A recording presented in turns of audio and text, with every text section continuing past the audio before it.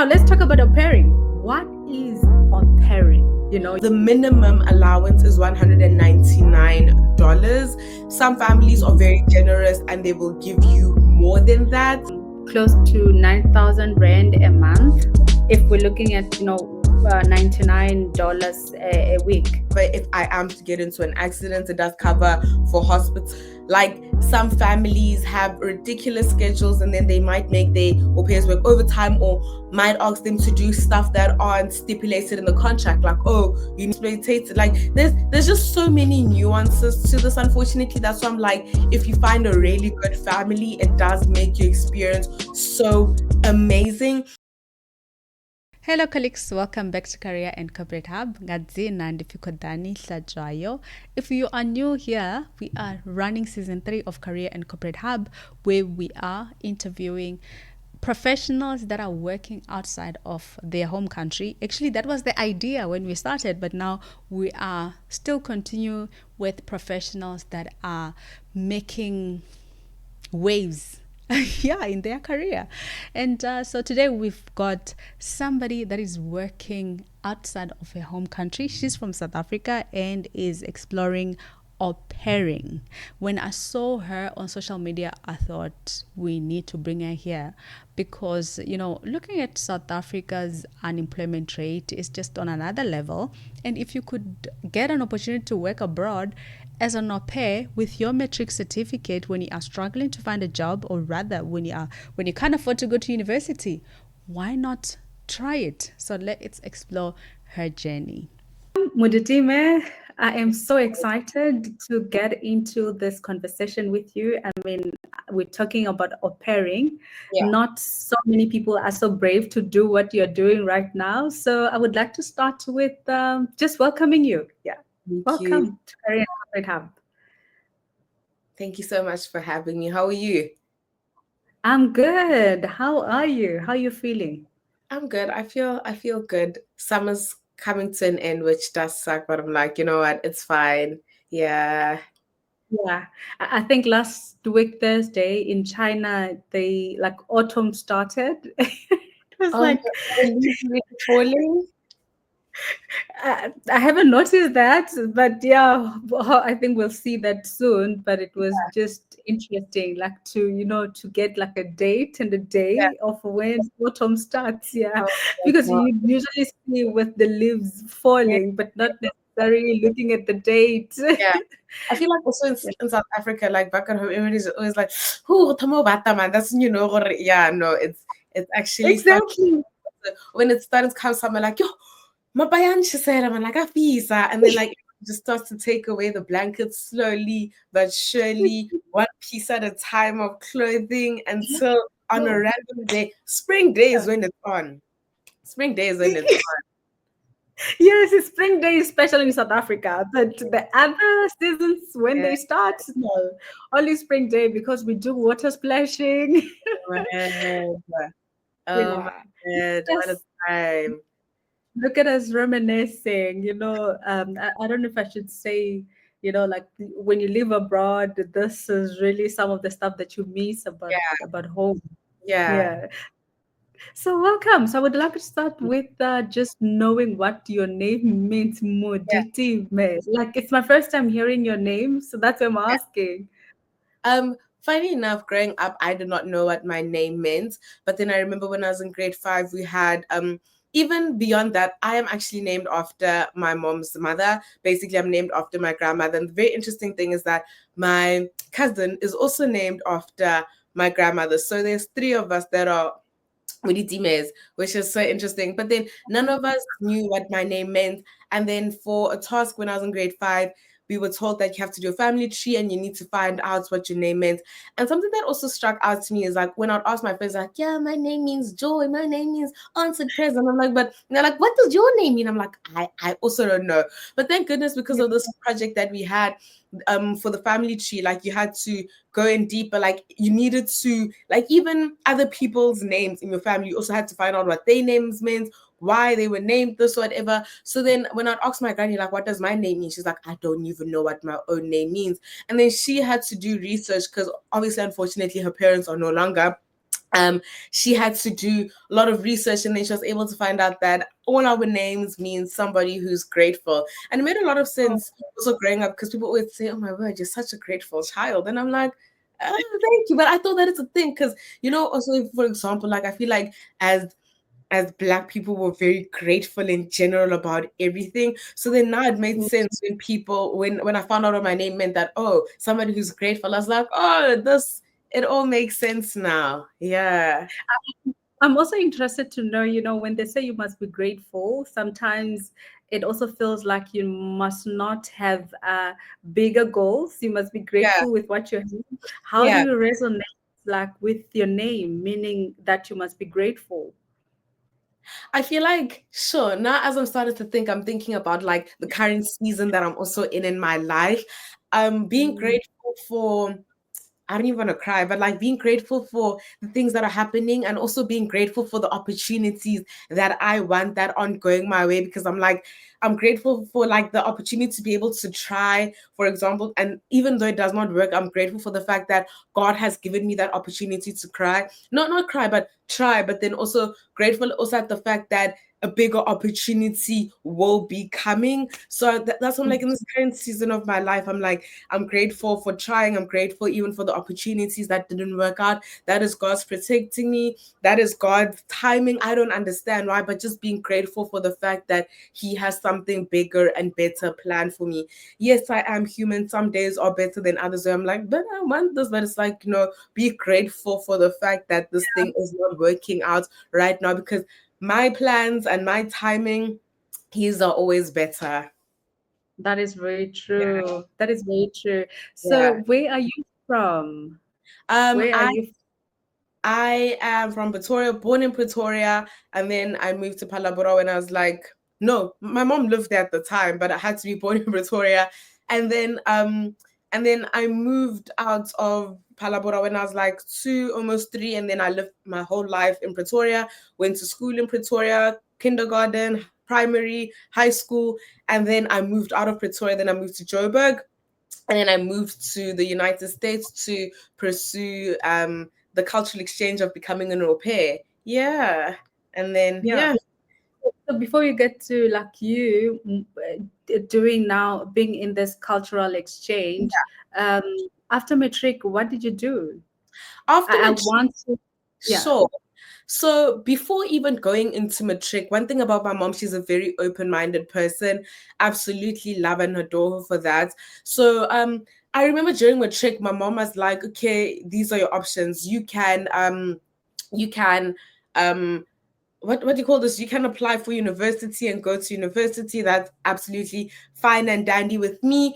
You can take a gap year and travel the world. That is fine and dandy with me. Or you can become an au pair. She's because also at the time, one of her friends had a son, and he was done with university, but he was like looking, no, he was in his last 2 years, and he just wanted something to do on the side. Then my friends at the time, they had an au pair, but having an au pair in South Africa and also having an au pair in other parts of the world is two different things. So then he became my au pair because he just wanted like things to do in his past time. The schedule was complete because I wouldn't be with him the whole day. Like he would, if I needed to go to an activity, he'd be able to take me to and from, and then he would tutor. Like he wouldn't help me with homework either. He would just help me with whatever. Like he was also my tutor when it came to maths and accounting. But then other than that, he was just like, I'm just trying to keep myself busy while I'm still in school, and also trying to find an actual 9 to 5. So it was Yeah. completely different. But my mom was like, oh, I've heard so many other people are doing au pairing. Why don't you also look into that? And then my school, in grade 11 and 12, what they usually do is that they have sessions where they teach you about careers, and people from different schools would come and stuff. And many au pair companies were coming in and telling us about au pairing in the United States. And I was like, okay, this sounds cool. Then I told my mom, she's Which like, why don't school you just, is this? it's work school Eitzig. It's in Centurion. Okay. Yeah. Okay. So then people, these agencies came, and then I'll tell my mom about it. Then she's like, okay, but what do you want to do? And I was like, yeah, no, I want to go to school. And the reason why I said that I wanted to go to school is because everybody around me was saying that I want to go to school. And I'm like, oh my word, everybody wants to go to school. I guess I'm also going to go to school. But then my mom would keep on reminding me, even when I registered for school, I remember her telling me, she's like, if you ever feel as if right now this is not something that you want to do, let me know, and then you'll be able to take, you know, a break and then, you know, carry on with your studies. But then the biggest main thing was make sure that what whatever little thing that you want to do, if you want to take a gap year, a gap anything, school must be like, you have to go back to school. That it's not that it's Computer, yeah. like we can't negotiate about that. And I was like, okay. So then I remember I did my first semester, and obviously the first semester was a bit difficult. And then like I got better, and I was like, okay, great, I'm passing, I'm doing well. And then I remember like during second semester, or during the holidays, I felt as if I did not know what I was doing. I felt as if I'm studying the wrong thing, because I was also starting to fall out of love of what it is that I was studying. And then I told my mom, because she'd always keep on reminding me, even when I tell her, like, oh my word, this exam stressed me, she'd always say, if you ever feel like taking a break and a gap year, let me know. I remember we were at Mag and Bean, and then I told them like, I want to take a gap year. And then she's like, okay, you want to take a gap year? But what's your plan? Let me know what your plan is. I need to understand this plan in detail. Let me know. And at the time, I'd already done all the research. I'm like, okay, the agencies that would be coming to the school. Last year, I reached out to an agency. At the time, I also knew somebody else that was appearing in the United States, which kind of also motivated me and propelled me to go. So I'm like, she's also doing it. So I'm having a lot of conversations with her. I want to use this agency. This is like I was telling her, and she's like, okay, the breakdown of everything, that's absolutely fine. Register, do all the things that you need to do, and then, you know, embark on the journey. And then I had, should I mention this part, or like should I pause, or it's good? Yes, Okay. you can. So, I had registered and found an agency. It was also tricky. Like different agencies have different rules and terms and conditions, so they do differ. But then the ages are, I think the ages are 18 and 18 to 26 in the United States. But then you do have to have a matric certificate. That is very important. And also remember that in the United States, it is very imperative that you have a driver's license. There are some people that don't have driver's licenses, but then since the US is so big, I feel like the US is like South Africa, where you really just need to drive everywhere. Like our public transportation system is not so great. We also walking, like you need to drive everywhere. So it's also very important to drive. And I felt it was also a bit weird because as I was looking for families, COVID had hit. And then they said that we're closing the countries. Unfortunately, nobody was able to come in, which was a lot. It was very stressful at the time. So then when that was happening, I had to start looking. I would like to also understand, before we get to like when you start looking for placements, I would like to understand, like, you know, when you talk about your mom, I'm scared that if I don't ask you this, we're not going to go back to this. Like you having that conversation with your mom, it seems like you guys have got like an open relationship, that you are able to express yourself, and she's able to give you like, you know, constructive feedback, which is very important. But how old is your mom? I mean, people from like looking at my mom, if I say I'm going to do this, she say, no, you stay in school and finish the degree. How old is your mom, and what type of conversations do you have with your mom? In my head, my mom is 30. The day she turned 30 when I was a kid is, okay, I'm lying. She had me when she was 30. But the day she turned 30, 35, because she'd always tell me that she's 21. So I was like, when people ask, like, oh, how old is mom? I'm like, yeah, my mom's 21. They're like, 21, like as a kid. But how old is my mom? My mom is 50, 51, 51, 50, 54, 55, 55. She's 55 years old. But then to me, like, she stopped, literally, my hair, she literally stopped growing when she was 40, because I'm just like, why are you getting old? It's not making sense. Are you the first at home? I am. Yeah. Okay. Yeah. But it seems like she trusts you a lot with life decisions, which I'm quite impressed. She actually, because her biggest thing was like even when people would be telling her like family members, when I had decided, I told them like I'm deciding to appear, I'm deciding to take a break from school, they were telling her, they're like, why aren't you pressuring her to go to school? My mom is like, at the end of the day, this is her life. I don't want her to resent me because I'm forcing her to do something that she does not want to do. I want her to be able to live this experience and do what she wants to do. Mhm. Like when I was younger, we did not have these opportunities. So at least she's able to have these opportunities. And if she's able to have access to them, rather grab them with both hands. I don't want her to be angry at me for me forcing her to go to school and not letting her choose or parent. I don't want her to be angry at me for for going and do parent. Like she's like, what, like at the end of the day, it's her life. She needs to live it. There's only so much that I can do. She's like, her thing ended when I was in the chick. Afterwards, it's like, because even sometimes when I ask her for choices and decisions, I'm like, what do you think I must do? She's like, what do you want to do? I'm like, no, no, no, but what do you? She's like, what do you want to do? I'm here to listen, but what do you? And I'm like, but why is the power in my hands? It feels like, let's share the power. She's like, no, but what do you Yeah. do? Yeah, she's a How, very how understanding person. And how does that make you feel? Because some people would feel like, well, I expect my mom to make decisions for me because Sure. she's not making decisions for me, then she doesn't care. And, Yeah. some people would look at it differently that my mom trusts me enough for me to make, decisions for Yeah. myself. How does that make you feel? It makes me feel good because it makes me also, it also just assures me that she trusts in the decisions that I make for myself. Like she will Mm, say like, oh, I think this would be great. Like she'll give me suggestions, but then she really trusts. It also makes me feel as if yes, she trusts in my decision making, and also the fact that this also helps you be independent for yourself mm, and to stand up on your own 2 feet, and also, for example, being able to also validate yourself, but also before, or like even before validating yourself, I'm always like, okay, let me also see what God wants me to do, and then let me also ask my mom, and then my mom is like, but like my mom is like, she trusts me my decision making. Sometimes it scares me. I'm like, but I also want to hear. She's like, sometimes even if I tell you what to do, you're not gonna listen to me. You're gonna do what you want to do. So I'm just here to listen. Yeah, No, I think that's great. I mean, when you've got that trust, yeah, it would force you to make the right decisions because yeah. you know that this person really trusts me. So you went to university. What did you study? At the Like when time you where I you was didn't finish? Yeah. doing at the time I was doing industrial psychology.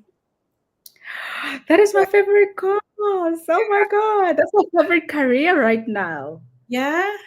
Like I've been Yeah, yeah. thinking about it. I'm like, I want to go back and finish that degree. I think about it quite a lot. I'm like, should I just Mm. go finish that degree just to have it? I don't know. I don't know.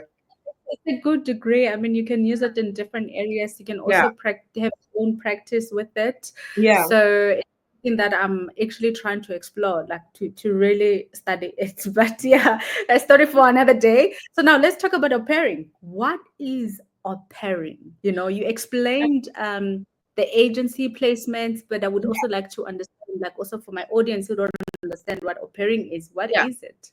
Au pairing is when it's a cultural exchange experience where you live with a family and you provide childcare to them and all the relate. I'm gonna use the United States as an example. All the duties that you do are related to the kids. Like for example, you'll take the kids to school, you look after the kids, and you work for 45 hours. If you're cooking, you're going to be cooking for the kids. Like everything that you do is related to the kids laundry. So basically, all childcare experience is basically like a live-in nanny, but then this is a cultural exchange experience. So yeah. And what are the benefits? I mean, when you talk about cultural exchange Um, experience, I see it like with more benefits, the you know? benefit I'm trying to think like the benefits of the fact that, for example, you're living in somebody's house and Mhm. you don't pay for rent, you don't pay for food, you don't pay for the house Wi-Fi. But then obviously it is a catch-22 because you're living where you work. So sometimes it is quite difficult to break that boundary of like, okay, like work-life balance. In some cases it does get a bit twisted where like, no, but it's not my time to work. You can't expect me to be working. um, Another benefit is sure, you get to live in a country, in a different country, and you're not paying to live in this country as I stated, because you're living with the family and you're able to explore different places. And obviously, like for example, the money that you get as an au pair, it's not a lot of money. It is seen as more, it's not seen as the salary, it's more seen as a weekly allowance in the United States, for example, like you get a weekly allowance. So, but also, for example, it is apples to oranges, because the money that, for example, a nanny in that country could be getting and one that an au pair could be getting are completely different. But sometimes I'm just like, okay, since you're living with the family and you're not paying for the Wi-Fi and you're having this cultural exchange, most of the Mhm. money that could have been paid is being spent on all these other things that you're using in the household. Yeah. Yeah, and he's also young. I mean, after matric, that's like very young. And I think you Yeah. also mentioned that the age is between 18 to 18, 25 or 26. 26, 18 to 26. Yeah. Yeah. Yeah. I mean, at that stage, most people don't have even like responsibilities. Okay, yes, you No. could have black tax, but most people don't have kids. Yeah. It's just like your own money. And if you look at it from experimental perspective, living abroad, learning, like as you're saying, it's a cultural A exchange cultural exchange program, then experience. there Yeah. are quite a lot of benefits. I'm quite interested also to know in terms of the allowance. How much are we talking about? I remember in the United States, the minimum allowance is $199. Some families are Mhm, very generous and they will give you more than that.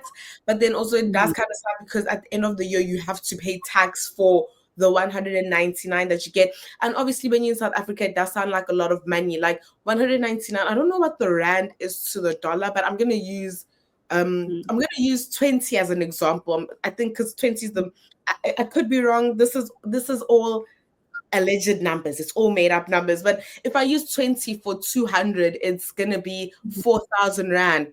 And it sounds like a lot when you're in South Africa, but unfortunately, life is expensive on the other side. So it's like you don't see where the money is going, because it's like, oh my word, I need to buy this, I need to buy toiletries, I'm going out with friends, I still want Yeah. to save up for whatever you're saving up for, I still want to go on a trip. So you don't even see where the money is going, because it sounds like a lot, but it is a little. And obviously everybody's responsibilities and priorities are different, and everybody does have different financial goals going into the year. So it does Mhm. it does for everybody on how money is spent and how money is saved.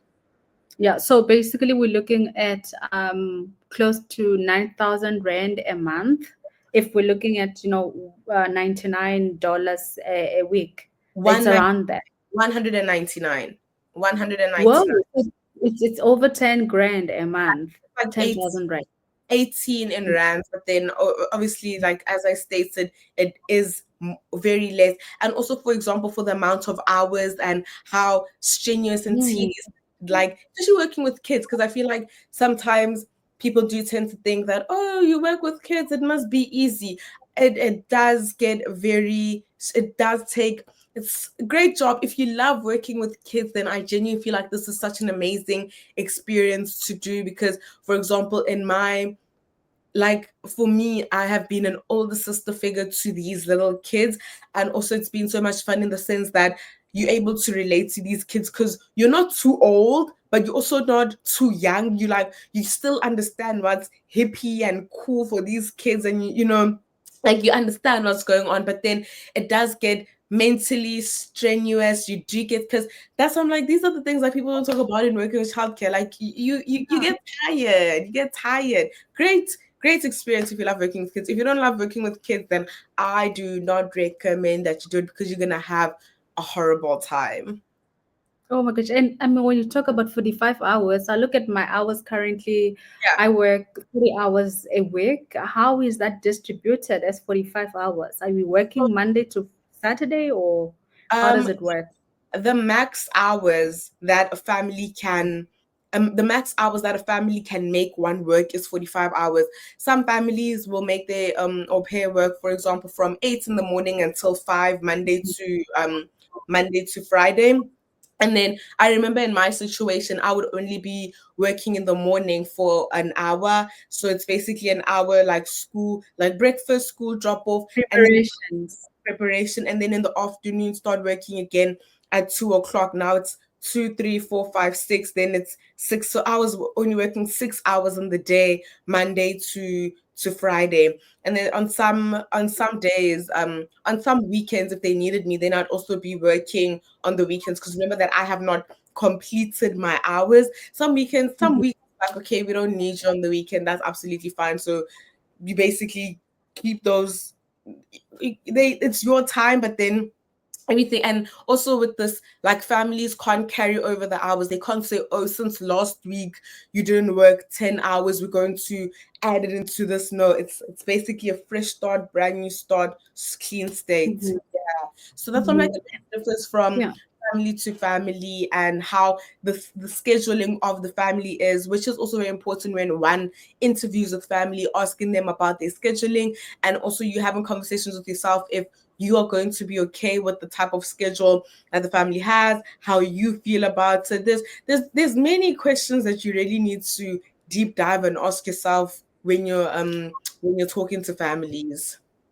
Yeah, and I'm quite also interested to know, like, the difference between an au pair and a nanny, because when you're explaining that these are the responsibilities, and Yeah. looking at myself as a mom and the responsibilities that you would carry, like in my household, I don't think I would hire a nanny, because you are there to like you are doing quite a lot.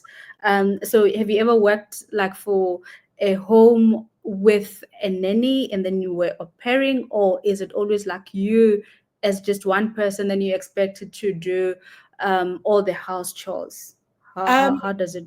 you, as an au pair, you don't do the house chores. That is not your job. That's something, like, it really does differ from country to country. But I remember in the very first family, host family that I au paired for, they also had a nanny. The nanny was literally just doing the same things that I do. It's not like a nanny in South Africa where they're doing the house, doing the cooking, the cleaning, da, da, da. It's only childcare related. And then there was Mm, also cleaners that would come and clean the house. So the nanny and I would work together. So she, maybe if the schedules are conflicting, she'd pick up one kid that's on the other side of town, then I would do another, and then I would wait for the kids to come home, then I would be helping the kids. Like it's basically literally the same things, but then nannies are also just childcare related. The only difference about nanny and au pair is that there, it's not a cultural exchange experience for them, because they're doing it in their home country. But then for an au pair, you're doing it in a different country, and it's a cultural exchange experience. mhm. Yeah. So, with you being there, looking at the age as well, Yeah. isn't there some sort of exploitation? Because that's like a very tender age when you're 18, between 18 and 26. Isn't there some sort of exploitation? And I'm also exploring this question, looking at some cases where people say they experience some mental health, Yeah. and some also, like a recent topic also, where an au pair from South Africa passed away or died in USA. Yeah. Um, Unfortunately, there is exploitation that does happen. It goes back to example for the pay that I was telling you about, that nannies in the United States earn, because, for example, a nanny earns way more than that per hour, but we are not charged, like, au pairs aren't getting paid per hour. So that is exploitation. And also, for example, like, some families have ridiculous schedules, and then they might make their au pairs work overtime, or might ask them to do stuff that aren't stipulated in the contract, like, oh, you need to clean, oh, you need to cook for the family. Also, sometimes the way in which some au pairs are ill treated does also make it difficult, where one will feel like they're exploited. Like, there's just so many nuances to this, unfortunately. That's why I'm like, if you find a really good family, it does make your experience so amazing. And if you don't find a good family, then it does also dampen down the experience. But then if you don't find a good family and you decide that you don't want to stay with them, um there is the, what do you call this, there is the option to rematch and find a different family. This is where the agency is supposed to support you, and you talk to your LCC about it, and then they find a different family for you. It is quite a process, but then I think also by doing that, you are prioritizing yourself and your own, your own experience. Because I feel like sometimes some families also try to make you feel guilty, like, oh, but we brought you here, da, da, da, da. But they didn't, because you also contributed to the agency to be able to pay money to also have this experience. Obviously, the families have also contributed as well, and whatever they contributed is way more than what what you have contributed, because they, remember, most of them are have been using the agencies for many years, and obviously since they live in the country, they have more things that they need to pay. But then some people unfortunately do get exploited, and others have really good experiences. Yeah. And, talking about the agency also, what are Yeah. their involvements when you are working there? And also, what is the process? Or rather, let's focus first on what are their involvements when you are working there. If you're not feeling happy, if you're not getting along with the family, are you able to call them and they can come and resolve the topics? Like how do they get involved? Okay, as I stated, I am using the United States as an example. So you do have an LCC, and an LCC is somebody that is in the, it's a local, I forgot the full term is, but then they in the neighborhood that you live in. So for example, if you live in, I'm gonna use I'm gonna use a random name like Santon. You live in Santon, like close to in the Santon region. There's gonna be an LCC who also works with the agency, and they also maybe live in the Santon region. Sometimes it can happen that she might live in Rosebank, because there isn't like the reach. There isn't a lot of people that live in Santon. Maybe the only person that lives in Santon, and there's more people in Rosebank, but then you'll be a part of their group. So if any problems that occur, you contact them. Also, immediately when you get to the country, like the United States, they do tell you like, okay, Cody is gonna be your LCC. If you have any issues, any problems, do tell her, do text her.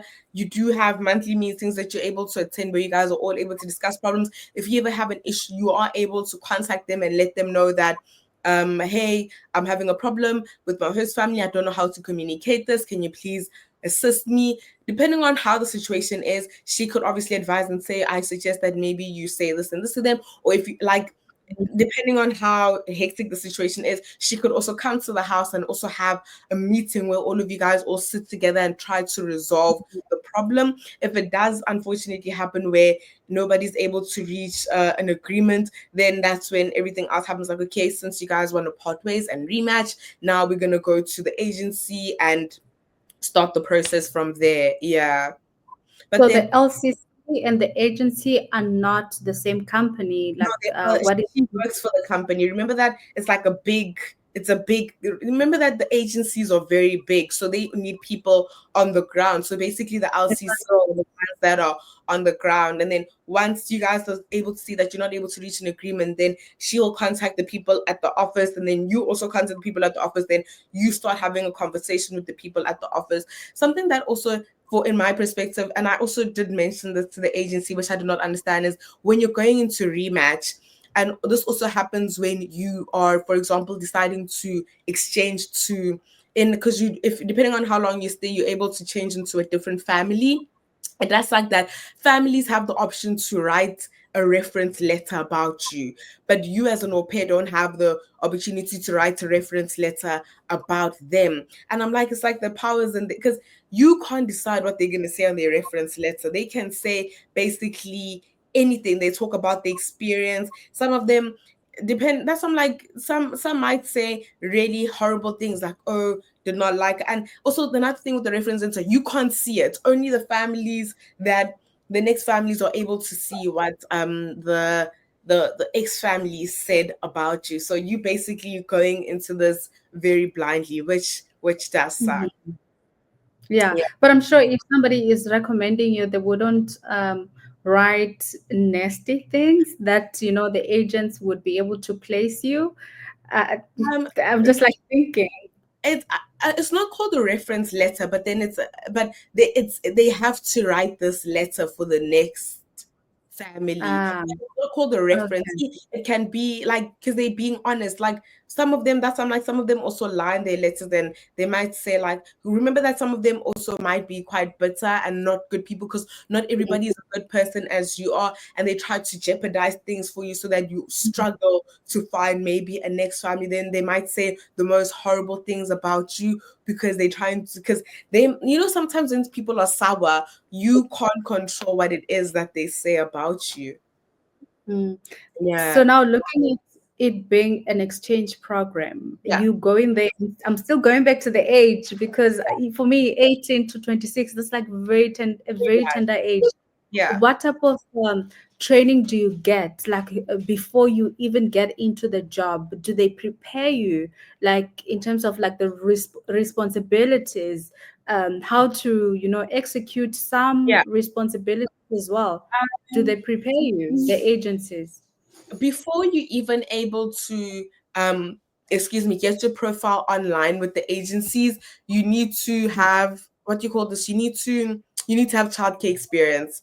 Like, you need to, for Wow. example, have childcare experience, maybe babysitting experience, but you can't say my sister. You can't reference your sister. You need to have like um childcare experience, maybe babysitting the neighbor's kid. Also childcare experience. Many people will, and that's what I also did.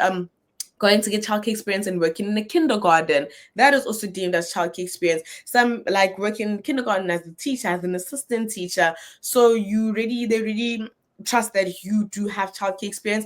And then the only sort of training that you get, back in the day, this was before COVID, and I was not able to experience this. There was a training school that would happen, I think, for a week or 3 days. I don't know how things are now, but then you, back again, using the USA as an example, you get experience, like you go to training school where they teach you about, for example, how to perform CPR, how to Mm. react to situations, do's and don'ts with kids, be careful. But the country, like for example, I'm gonna use the Netherlands, they just dump you. Like, they trust that you will be able to, you know what's up. So you just boop, you just placed in the family, and then the family is basically the one that will have to, you know, assist you in all of this. Yeah. Oh my gosh, I've got a lot of questions, Yeah. with regards to just dumped and off Not they literally, go. not literally, not literally. Okay, okay, Not okay. literally. Yeah, and talking about safety, Mhm. looking at the recent case of the South African au pair who died when they were in America, Mhm. did you know the girl or No, the lady? this was Okay. where, but remember that the pair community is so big. There's just so Mhm. many women. Yeah. And Really? there's many girls and guys that join. So it's not like a thing where I know, like, also the fact that there's so many agencies that people use, you don't know, like it's really big. Okay, that was really sad. I mean, may her soul rest in peace. Yeah. And that brings a lot of questions into my mind. I'm also on an international assignments, but when we talk about securities, you're very much protected. For an example, some of the things that you're protected with, you get a medical insurance. If Yeah. you die this side, they can also transport your body, and like there's just so many Yeah. securities or safety securities around it. Mhm. How are you guys protected? If yeah, if I may ask, how are you guys protected? Unfortunately, in her situation, I can't speak on her behalf because I don't know which agency rather she used. I don't know what the terms and conditions were for her agency. So I can't speak about that, because at the end of the day, all of the agreements and all of the contract not all of the contracts, but all of the contracts were more or less the same, but all the agencies have different Mhm. insurances and different stuff that they have to offer. So unfortunately, in her case, I can't speak about it. But then from my experience, you do have an au pair insurance. I feel like the au pair insurance worked exactly like travel insurance. It covers for you while you are there.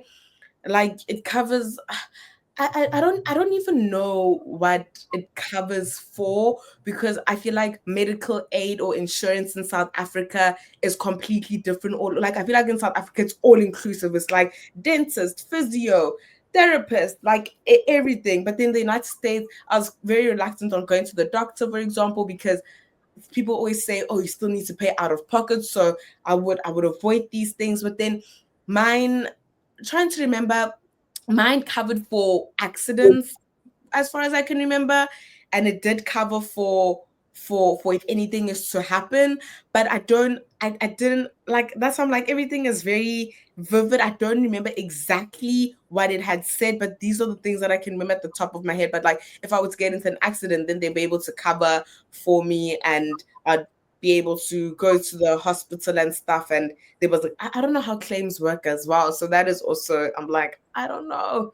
Not an You insurance. need to know. You I know, no, at the time, at that time, I did not know. At that time, now I Mhm, know what my like insurances, like all the mhm. terms and conditions. I'm like, okay, now I'm very well aware. Okay, now when you're just generalizing it, Yeah, how does your insurance look like? hard. I know that it doesn't right now. Mine does not cover for anything. In terms of like if I get sick and stuff, or if I need to get over the counter medicine from a pharmacy, it does not cover for those.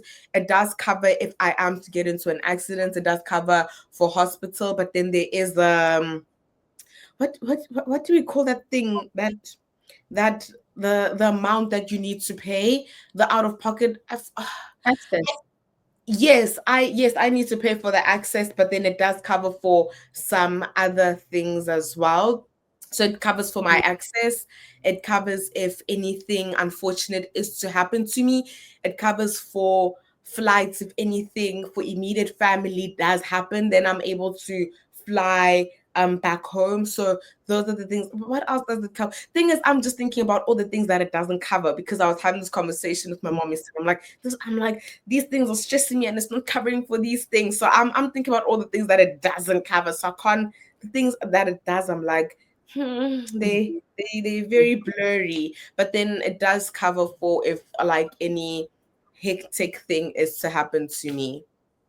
Yeah, I think it's Yeah. quite important to really read our contracts Yeah. and make sure that you understand exactly what they cover because, going to work outside of your home country, it's a gamble. Yeah. And saying it's a gamble because you need a visa. It's not like from one province to another. There Yeah. are a lot of countries' regulation. I'm saying this because of, we're talking about people Yeah. being interested to working abroad and that it's Mhm. nice, very much we glamorize it quite a Yeah. lot as well. A lot of people don't really think of the what if this happens, how do Yeah. I get covered, what is my security, what Yeah. is my safety, which Yeah. is it's really really recommended that you always review those things. So Yeah. but yeah, I would also like to know if you also like gave like a specific percentage to the agent, because if now you're talking about like certain things that are covered, certain things that are not covered, do you give them like a monthly allowance or a percentage from your salary? No, remember that before you join the agency, every agency is different. Some agencies are free. You pay an agency fee to be able to join the agency. At the time when I was joining, I had to pay about 15,000 rand for to like connect the family and agents and stuff. Yeah. And then also in this, it is unfortunate you have to pay for your own do you pay for your own visa? You pay for your Do you pay for your I can't remember. I can't remember if I paid for my own. I can't remember. Goodness. This was like 5 years ago now, because I started everything back in 2020 before. No, I started everything, yes, back in 2020 before COVID happened. So everything, like, that's why I'm like, I can't remember the exact prices and stuff. But I think that if people are looking for agencies, it is very important and imperative to do your research and find an agency that does suit your your budget, because there are agencies that, for example, the one that I use is quite pricey. There are other agencies that are more cheaper, but I can't say that, oh, the more you pay, the better the experience will be. And the experience really differs. So it's literally like whichever agency you feel like you're able to afford, and whichever one makes the most sense to you, then it is better to, choose that one. Yeah, I mean, I Yeah, was also about to ask that you may find that there's like an agency yeah, which is very cheap, but then the safety is not so, yeah, like you're not so safe. yeah. So yeah, That's definitely something doing research you is never is know. much. That's like you could even be paying the most expensive one, and then like you Hmm. still in these. That's why I'm like you could, like, it really just depends. Like, also, I, for example, use TikTok as a great search engine, and so many like TikTok is my Google. So many women are able to speak about experiences on things. I really think that it's important to see what people are saying for whatever. I feel like it's a review. Like, if you're gonna buy a brand new speaker, you're gonna review for the best one. So I think it's very important that people do their research, watch videos, try speak to people that are using whatever agency. Because remember that at the end of the day, as harsh as it sounds, these agencies, they really don't care about you. They are there to do business. They are there to make money. You coming to them, it's you're bringing money into their company. So that's why I'm like, it's really important that you do your own research about what it is, which agency stands out or maybe aligns better to you. But it's very, very, very important to do. And there's so many agencies to choose from. So I think that it's very important that one does research. Oh my gosh, after hearing about the fee, in my mind, I'm thinking, is it really accessible for somebody that is not employed or somebody that comes from, not so well off Yeah, families? I just have a lot of questions after you said that amount. That is a lot of money, it is. It, 50,000 money. it And I is would think money. would pay for that amount because they are the ones that are looking Yeah, for people. Like, I mean, looking at like agents, job hunting yeah, agencies in general, I know companies would usually pay, yeah. but that's That that's interesting. it is quite a lot, but then there are also agencies that where the family Mhm. pays everything for you. That's why I'm like, Okay. find an agency that best suits you. And like, Mhm. they like some agents, the free ones may operate in different countries, maybe not in the United States. So maybe alternatively, if the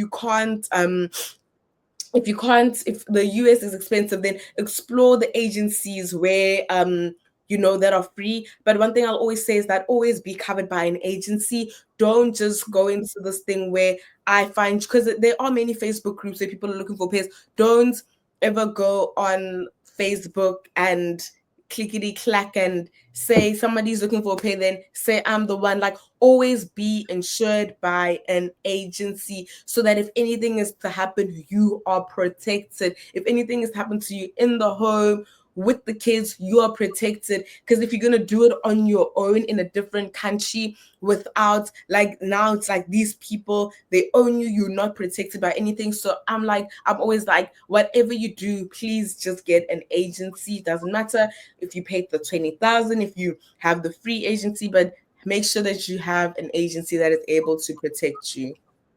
And I Thank you feel, for highlighting that. yeah, Yeah. And how has your experience been, like just personally, working abroad yeah. and also working with, like kids, families? Yeah. My very first experience was a bit of a very questionable experience. I don't ever speak about it. I always put it at the back of my mind. I'm like, those people don't exist. Nothing wrong with Oh my them. God. They're good people. I don't know. There were just many times where we were clashing, and my boundaries were not respected. I was not respected as a person. They were like, I think it just boiled down back to a lot of respect, so, and boundaries that were always crossed. Yeah, my second experience had such an amazing family, amazing kids. Still talk to them to this day. Absolutely amazing. I feel like they restored my faith in humanity as well, in terms of working in the childcare industry. I was like, okay, they are really good people and people that really care about you. They treated me like an adult. Like, not that I can't, I want to say they didn't care about me. They cared about me, but it was like, whatever you do in your free time, It's we're kids. It's yeah. yours. In comparison with my first family, they were always like, "We want to know your friends. We want to," and I'm like, "But and I was, even when I tell my mom, I'm like, but you don't like you don't know my friends. You know of them, but you don't know them. So like that's why I was like, yeah, no, this won't be able to work. But then with my next family, great kids. And I think that it's also very important when everybody in the household is able to work as a team and everybody communicates well, especially when you're raising kids. You need to work as a team and always make sure that you're all in agreement, so that it really does help if the parents are great, the parents are supportive, the parents are also open to any options or any advice that you, instead of just shutting you down, like, no, you don't know how to raise kids. These are my kids. I know how my kids operate. Forgetting that the parents are only seeing their kids for a very short amount of time in the day, and you're the one that's the most time with the kids. But yeah, I think it's very good to have a family that is are great communicators, families that treat you well. That's why I think it is once again, it's a bit of a gamble because you don't know. Like, obviously it's just like seeing somebody's profile. I don't know, I could see you as the best person, and obviously the person that you are outside of your house is completely different, because it's also catch-22 when you might be treating me horribly inside the house. When I tell people like, oh my word, I'm not being treated, people are like, but this is the nicest person. Now it's like maybe I'm the crazy one because everybody's experiencing you in such a great. And I think it also goes back to the thing where everybody in home, you shut down, you're taking all of the masks off. So now it's like you can be your real true self. But it's really good to have people that treat you very well and respect you as a person, and also respect the experience as well. Because also with the family, they were Italian, so I was able to learn a bit of Italian with them, which was a lot of fun. The kids were city kids. We lived in a city, which was also a lot of fun. The parents were very supportive, which was also great. So it makes it good. It really, and the kids were loving. Also made it very good. Yeah. Please give me a minute. I want to charge. Yeah. Mm.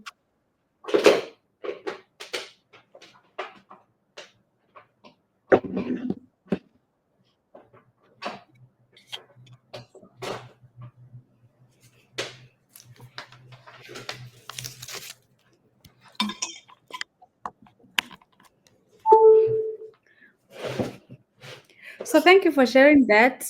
Both sides Wait, sorry of. for telling you. In the next 10 minutes, I have to leave because I have another. Okay. Yeah. We are wrapping up. We are wrapping Okay. up. So thank Yes. you so much for sharing that. Different sides of the coin, not Yeah. just like the positive, but also the negative, which is the reality. So you've been operating for a while now. I would like to understand what the future holds, and I'm also asking this question based on some of the people that I've met who've. I'll make an example with like now in China, they've Mhm. studied a different degree and then Mm. they end up in teaching because Yeah. that was the opportunity that was which was available at that Yeah. time. I would like to understand like where what is how does your future look like what are your future plans? So what had happened with me, and I'll need to rewind a bit. I was initially my first goal was to only appear in the United States for 1 year when I was 20 to 21. But then I was like, since this was not a really good experience for me, I think it would be better if I, try again a different family and have a different experience. Then I did it for 2 years because the limit in the United States is to be able to appear for 2 years. So since I appeared for 2 years, halfway through my year, I remember at the beginning of the year, I was telling God, I'm like, God, I'm ready to go back to school now. I'm ready to go back to school because I'm like, now I need to plan for what I'm going to be doing afterwards, to also avoid the questions of what's next. I wanted to already take that power before people are going to take that power from me. I remember praying, I was telling God, I'm like, I'm ready to go to school. It's very funny because the year before that, I was like, yeah, I don't need school anymore. I was like, no, I woke up I woke up, I could smell that this coffee is very strong. I'm like, you have to go to school. You have to go to school because I know that some people things work out differently for them and they don't go to school and life is great. But I was like, I need to go to school, and that is something that I also agreed on with my mom that I am gonna go back to school. So it's like I'm ready to go back to school now. I don't know. Didn't even ask because one thing about God, you really need to be specific. You need to be specific. I did not know. I was just like, I'm ready to go back to school. God said, okay, you're ready to go back to school. Applications opened halfway through the year, and then I decided to start going back to school while I was still an au pair, almost close to finishing, because I knew that by doing that, by the time my time came to an end, I would be in motion doing something to avoid the questions of what's next. What So I decided to start going back to school then. I did try and go to school in the United States, but then things did not work out the way in which I wanted to, which is absolutely fine. I am grateful for how things have worked out for me. So I decided to go back to school. So my plan afterwards was to go back to school and carry on going and just keep on reaching for the stars in terms of school, going on doing post grad and the next and the next and the next. Because I'm like, while the iron is still hot, I might as well just iron everything instead of being complacent and sitting. Because I feel like once you're done with the degree, like you get comfortable. Like that's what happened to me. I got comfortable with the fact that I was in school, then I got comfortable with making money, and people kept on telling me that if you're going, and I remember my cousin saying this, I can hear his voice. He was like, because I'd always ask him, like, why don't you go back to school? He was like, once you start making money, you don't want to. And I was like, okay, then I understood it. And his voice kept on playing. It's like, once you start making, and then I was like, no, you need to really be realistic. Make the money and go to school. Like these two can coexist. I'm not saying that it was great because we do tend to glorify working and studying, and it is very, oh my word, it's challenging. It has its fair share of challenges. Something will have to fall in your life. I can't decide which one, but you need to choose. Is it the social? Is it the friends? Is it the going? Something will need to trickle. But then I think it is very important to do that for yourself, especially being a Black woman, and invest in yourself and going to school and getting the degree if you have the opportunity to do so. I would highly suggest go to school. Even my cousin is also currently preparing. I also told her at the beginning, I was drilling it in her. I'm like, go back to school, because sometimes even when I was an au pair, I did kind of regret the fact that I did not finish school. And I would go back to my mom and I would tell her, I'm like, I do regret not finishing school because my friends are graduating, they're starting their 9 to 5s. And yes, I understand that we're doing different things. And when I would tell her that, she's like, but I never wanted to force you. And you know that because I wanted you to be able to come to this realization on your own, not me springing it onto you, which was quite tricky. And I also just had to, at the time, had to make peace with, this is the decision. I made this bed and I really need to lay in it. And I was like, okay, I'm okay with this. I did not ever think that I would be graduating at the age of 25 years old. If you would have told me at 18, I would think that you're crazy. Like even the fact that the reason why I ran away from industrial psychology is because I heard that it was a 7-year degree. I'm like, 7 years of school. Now I'm like, if I started that degree and I carried on, I could have been graduate. But this is all a hypothetical scenario. It's the what if, could have been. I don't know how it was all gonna play out, but my last thing is just go to school. If you have opportunity, please go to school. Because something important that my mentors always tell me and my mom always tells me, she's like, once you have that degree, nobody can ever take it away from you. It's yours. And That is that's true. that thing of having something that you're able to call yours. It's yeah. That's And I think it's so. also What are you currently studying? international relations. Oh, are you thinking of working for the embassy? Already progressed of my degree, kind of, sort of.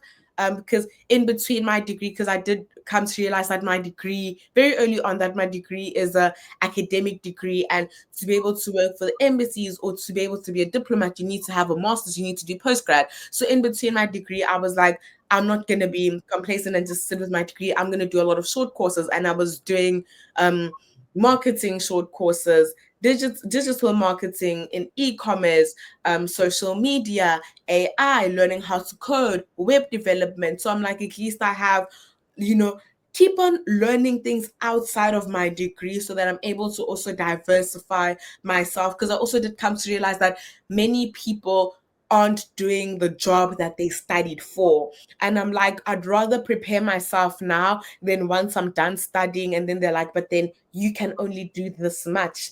And so also, I also remember that my old host that in the previous family, he was working for a marketing company, but then he had an accounting background, and the reason why they chose him is because he had an accounting background. So he was like, it's always important to have more, like rather have a lot, so that they, so if even if you're applying for, a position in international relations, they're like, we have this position, but we think that you would be better for such this you're able to open yourself up. So I was like, yeah, let me just do short courses and keep on learning. Just need to keep on learning. Yeah. Very true. So, in closing, what would you like to say? And looking at that August is Women's Month in South Africa.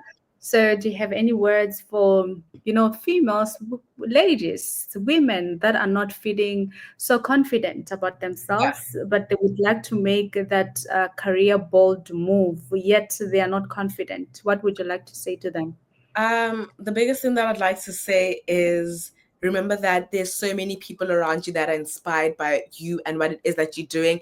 And also remember, as much as you may not be feeling confident right now, but remember the times when you were also scared to make that huge leap of faith and that confidence. Because I'm like, that confidence that you had, take it back, but then there have also been opportunities, not opportunities, but like cases in the past where you might have not felt so confident in yourself and you had to make those big jumps. Also reflect back onto times where you had to be very confident. I also think that it also goes back to sometimes, and I know that people are always very cautious about this, they're like, you need to be delusional and just take the jump, and also ask people questions, talk to people, ask, because also the worst thing somebody can say is no. At least you know that you would have tried. So always be confident in yourself and remember that you are inspiration to so many other people around you. They may not tell you, but you do, or you may inspire them in some way, shape, or form.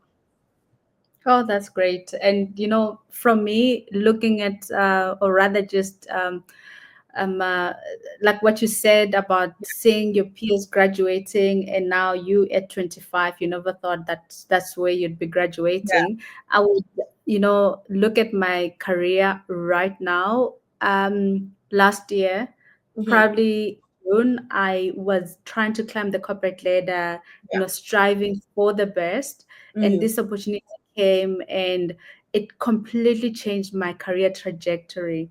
And trust me, there is no experience that is equal than working abroad. Like, the Yeah. culture is different, the Yeah. dynamic is different. Like, Yeah. the experience that you've gained where you are currently, you would not have gained it in South Yeah. Africa alone. So embrace that, Yeah. and trust me, like, you look back in 3 years, 4 years time, and you're Yeah. like, wait, hold on, I'm actually grateful. As your name says, you must be grateful. Experience. I'm really Yeah. grateful that I took on that opportunity, because Yeah. once you get into like corporate or anywhere business, the experience that you've gained currently, you are going to be unstoppable with it. Yeah. So all the This. best with your future. I can't wait to see that degree waving, and yeah, I'm sure you'll become a diplomat one day. We'll see. We'll see what God wants. We'll see what He wants. Yeah. Definitely. Thank you so Muditime, much thank for you so having much me. for joining in. I highly appreciate you making time once again, I must say. Thank you so much for tuning in, colleagues. If it's your first time joining in, please do make sure that you subscribe, like, comment, and also share this video. And if you are returning, my colleague, please do make sure that you engage and also share this video. I'm sure there is somebody in your contact that could benefit from this discussion. So thank you so much for tuning in. Bye bye. Be kind and gentle.